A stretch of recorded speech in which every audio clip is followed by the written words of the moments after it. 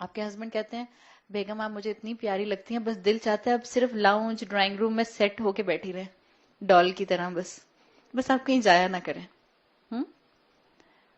آپ اپنے ہسبینڈ کی بات مانتے ہیں اور آپ قرآن کو واٹس ایپ پر کسی آن لائن کلاس میں گھر میں سننا پڑھنا شروع کر دیتے ہیں، اور آپ اپنے اخلاق کو بہتر کرتے ہیں، آپ اپنے رب کو پہچانتے ہیں، آپ اپنے بچوں کی تربیت کرتے ہیں. کیا آپ جنت میں نہیں جا سکتے؟ جا سکتے ہیں کہ نہیں جا سکتے؟ آپ کی خاموشی مجھے پریشان کر رہی ہے. جا سکتے ہیں. رسول اللہ صلی اللہ علیہ وسلم کی حدیث کے مفہوم کے مطابق وہ عورت، وہ اللہ کی بندی جو اپنے فرائض پورے کرے اور وہ اپنے تمام امانتوں کا خیال رکھے جو رب نے اس پر رکھی ہیں، اور اپنے شوہر کی فرما بردار ہو ان بریکٹ وتھ اسٹیرک ان چیزوں میں جو شریعت کی کام وہ کرنے کا کہے. اگر اپنے شوہر کی فرما بردار ہو تو وہ جنت کے جس دروازے سے چاہے گی، 8 دروازوں میں سے جس دروازے سے چاہے گی داخل ہو جائے گی. تو رویا نہ کریں کہ ہم عورتوں کو تو اسلام کوئی پوزیشن ہی نہیں دیتا. جو آپ کو پوزیشن دی وہ مردوں کو نہیں دی ہے. روتے کیوں ہیں؟ یہ پڑھ لیتے ہیں کہ ہم نے حدیث سنی ہے کہ عورتیں جہنم میں زیادہ جائیں گی. کیا یہ صحیح ہے؟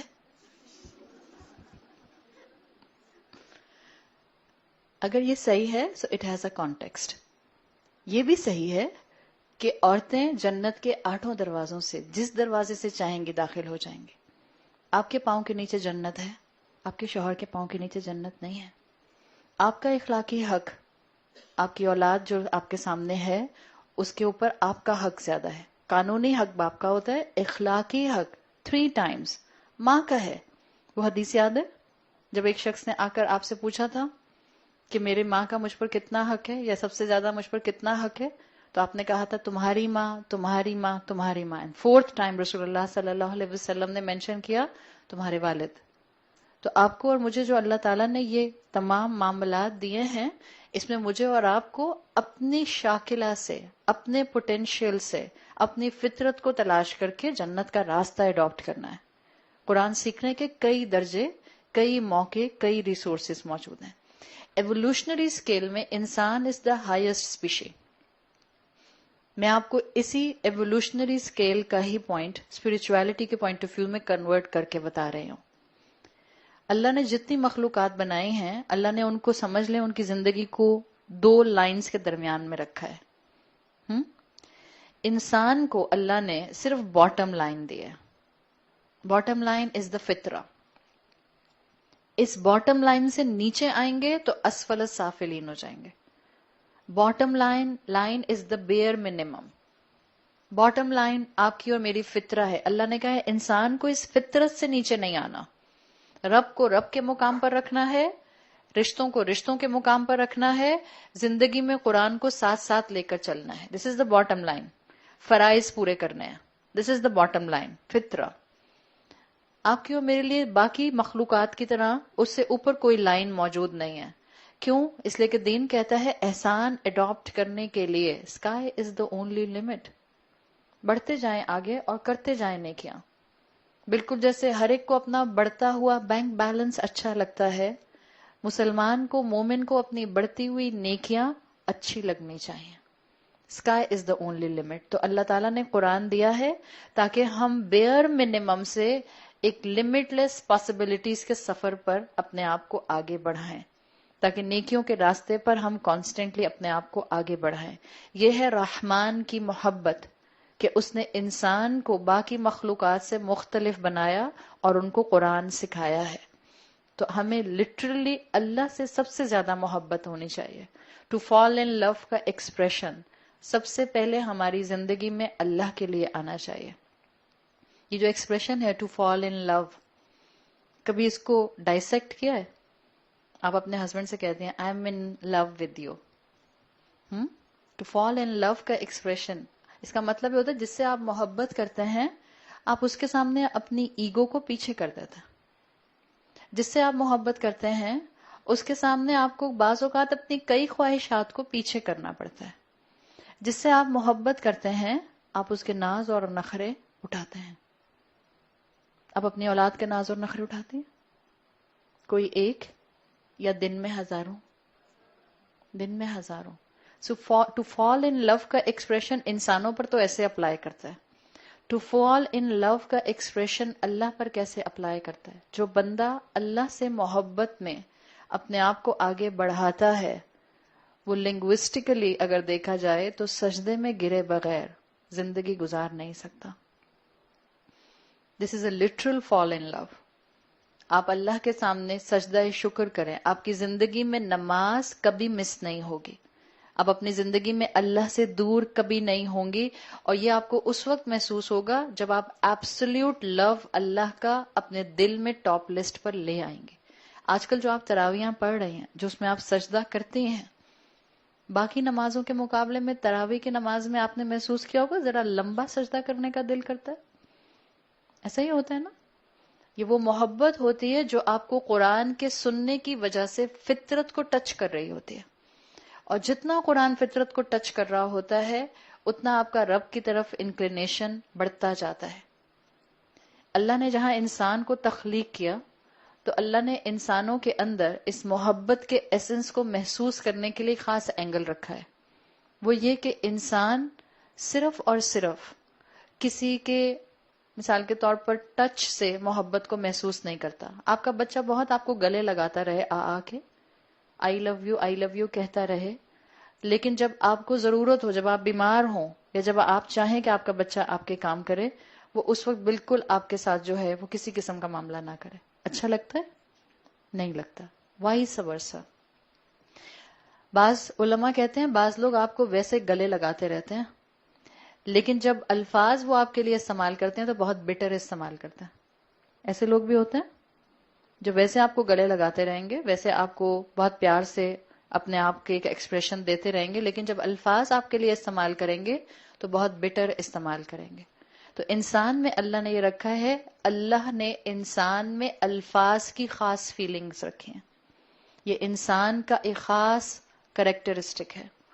الفاظ کو انسان محسوس کرتا ہے. قرآن اللہ کے الفاظ ہیں، قرآن اللہ کا کلام ہے. آپ نے اور میں نے اللہ کو نہیں دیکھا، ہم اللہ کی محبت کو اللہ کے کلام سے محسوس کرتے ہیں، اللہ کے الفاظ سے محسوس کرتے ہیں. تو قرآن دیا گیا ہے forgetfulness میں ذکرہ کے طور پر، اور قرآن دیا گیا ہے اللہ سے محبت کرنے کے لیے. اور اللہ سے محبت ہم قرآن میں اللہ کے الفاظ کے ذریعے کرتے ہیں، اس لیے کہ اللہ نے ہمیں سکھایا ہے الفاظ دلوں کو جوڑ بھی دیتے ہیں، الفاظ دلوں کو توڑ بھی دیتے ہیں. اسی لیے جو مومن ہوتا ہے، جو اپنے ایمان کے ہائیسٹ لیول پر پہنچنے کی کوشش میں لگ جاتا ہے، وہ بہت سوچ سمجھ کے بولتا ہے، غصے میں نہیں بولتا. چاہے وہ ماں سے بات کرے، چاہے وہ شوہر سے بات کرے، چاہے وہ بہن بھائیوں سے بات کرے، انسان اپنے اندر ایک اللہ کی محبت کو لانا شروع کر دیتا ہے. جب آپ اس اینگل سے قرآن پڑھیں گے، سورہ رحمان میں بھی جہنم کا ذکر آئے گا. اگر ایک دفعہ آپ کے دل میں اللہ کی محبت آ گئی تو چاہے آپ قوموں کے عذاب کو پڑھیں، چاہے آپ جہنم کے ذکر کو پڑھیں، چاہے آپ یہ پڑھیں کہ اللہ تعالیٰ کس کس طرح کی سزائیں جہنمیوں کو دے گا، آپ کو اس تمام کلام کے پیچھے اللہ کی محبت محسوس ہوگی. بعض اوقات ہم بالکل سطحی باتیں کرتے ہیں اسلام کی، سطحی محبت رکھتے ہیں اللہ کی، تو وہ جو سطح پر الفاظ ہوتے ہیں جہنم کے ویوڈ ڈسکرپشن کے، ہم وہی کہتے ہیں اللہ اتنا زیادہ جہنم کا ذکر قرآن میں کیوں آتا ہے.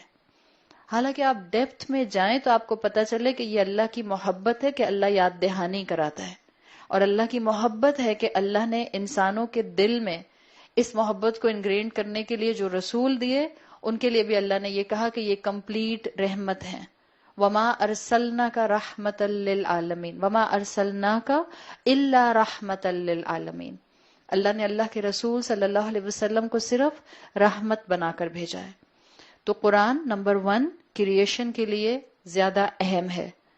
قرآن کا آنا اس انسان سے پہلے اس سورہ رحمان میں یہ مینشن کرتا ہے کہ ہماری اسپرچل ایگزسٹنس اللہ کی نظر میں زیادہ اہمیت رکھتی ہے. قرآن انسان کو دیے گئی تمام نعمتوں میں ٹاپ نعمت ہے.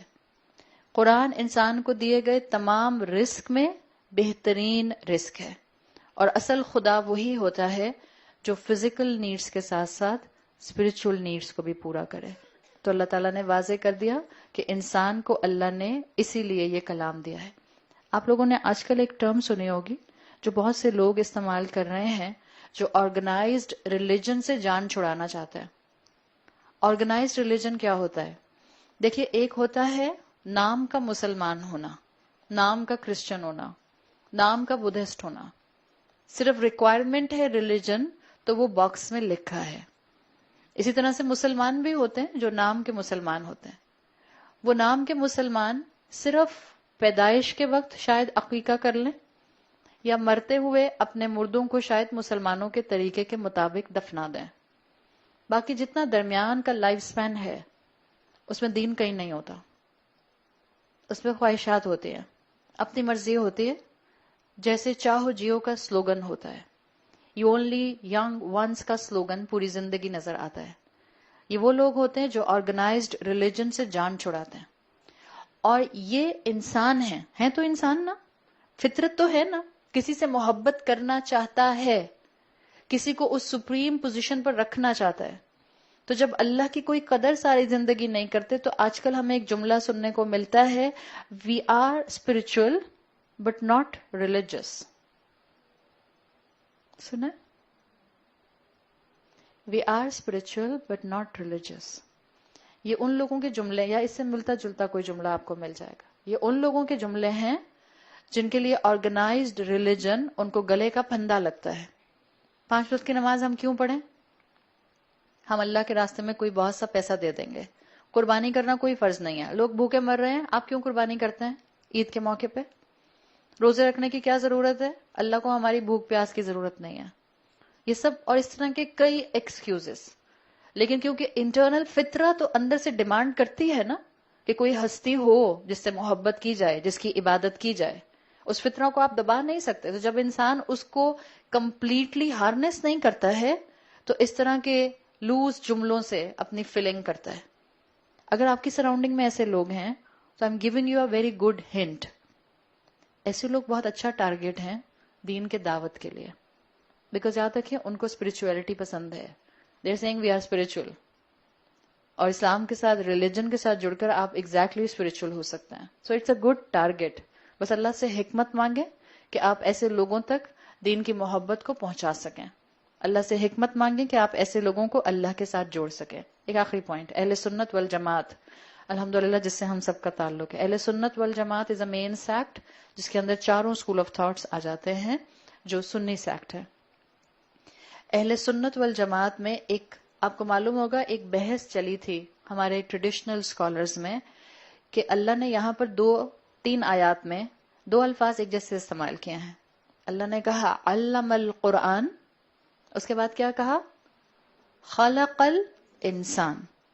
اللہ نے خلق القرآن نہیں کہا. نہیں کہا نا؟ اس کے اوپر بہت لمبی لمبی آپ کو بحثیں ملتی ہیں. ایک جملہ میں بولوں گی، شاید آپ میں سے جنہوں نے سنا ہو آپ کو آئیڈیا ہو جائے گا، یا اگر آپ فیوچر میں سنیں گے تو انشاءاللہ آپ کا مائنڈ یہاں کلیئر ہو جائے گا. اہل سنت والجماعت کا یہ کانسیپٹ ہے، جمہور علماء کا، کہ قرآن اللہ کی مخلوق نہیں ہے، قرآن اللہ کا کلام ہے. وہ کہتے ہیں القرآن ہوا کلام اللہ غیر مخلوق. قرآن اللہ کا کلام ہے. اور دلیل میں سورہ رحمان کی یہ 2 آیات دی جاتی ہیں کہ اللہ نے قرآن کے لیے خلق القرآن نہیں کہا، علم القرآن کہا. امام احمد کا یہ جملہ ہے، امام احمد ابن حنبل کا، القرآن ہوا کلام اللہ غیر مخلوق. اس لیے کہ قرآن اللہ ہی کی ہستی کا حصہ ہے، اللہ کا کلام ہے. میں آپ کے کلام کو آپ سے الگ کر سکتی ہوں؟ آپ کا کلام پارٹ آف یو. اسی لیے قرآن اللہ کا کلام ہے تو اس کے لیے پریفریبل ہے کہ آپ اس کو ہاتھ لگانے سے پہلے وضو کریں. پسندیدہ ہے، تلاوت کرنی ہے تب تو پری ریکویزٹ وضو ہے ہی ہے، لیکن پسندیدہ ہے کہ آپ وضو کر کے ہاتھ لگائیں. کبھی ممکن نہیں ہوتا تو اجازت ہے، لیکن تلاوت کے لیے پری ریکویزٹ کیا ہے؟ وضو کیا جائے گا. اسی لیے حالت حیض میں اور حالت جنابت میں اس قرآن کو ہاتھ لگانے کی اجازت نہیں دی جاتی ہے. کیوں؟ یا تو آپ اسٹوڈنٹ ہیں اور آپ گلوز پہن کر یہ کام کرتے ہیں قرآن کی طالب علم ہونے کی حیثیت سے، تب آپ کو اجازت ہے حالت حیض میں. لیکن یہ سب وہ پوائنٹس ہیں جو بتاتے ہیں کہ اللہ تعالیٰ نے فنڈامنٹل ایویڈنس یہ بتایا ہے کہ قرآن اللہ کا کلام ہے، قرآن اللہ کی مخلوق نہیں ہے. جیسے اللہ اٹرنل ہے، اب کیا آپ کے پاس کنفرم جملہ آ جائے گا، جیسے اللہ اٹرنل ہے قرآن بھی اٹرنل ہے، اسی لیے قرآن کو بدلا نہیں جا سکتا. مخلوقات میں تبدیلیاں ہو سکتی ہیں، مخلوقات میں ایوولوشنری سٹیجز آ سکتے ہیں. قرآن اللہ کا کلام ہے، 1450 سال پہلے دیا گیا، رہتی دنیا تک کے انسان کے لیے یہی قرآن ہدایت کا سورس رہے گا. صحیح؟ تو یہ وہ پوائنٹ تھا جو انشاءاللہ آپ کو اگر فیوچر میں کبھی تفاسیر پڑھنے کا موقع ملے گا تو قرآن کے ریفرنس سے آئے گا. آیت نمبر 4 اللہ تعالیٰ نے پھر فرمایا علمہ البیان، اللہ نے اس کو سوفسٹیکیٹڈ سپیچ سکھائی ہے، ایلوکوینٹ سپیچ سکھائی ہے. انسان کو اللہ تعالیٰ نے تمام مخلوقات سے مختلف کیا. ابھی میں نے آپ کو ایک مختلف ہونے کا اینگل بتایا تھا. باقی تمام مخلوقات کو اللہ تعالیٰ نے 2 لائنز کے درمیان میں رکھا ہے، وہ اس سے ایکسیڈ نہیں کر سکتے. مثال کے طور پر چڑیا کا کام جو اللہ نے اس کے اندر انگرینڈ کر دیا ہے، چڑیا اس سے ایکسیڈ نہیں کر سکتی ہے.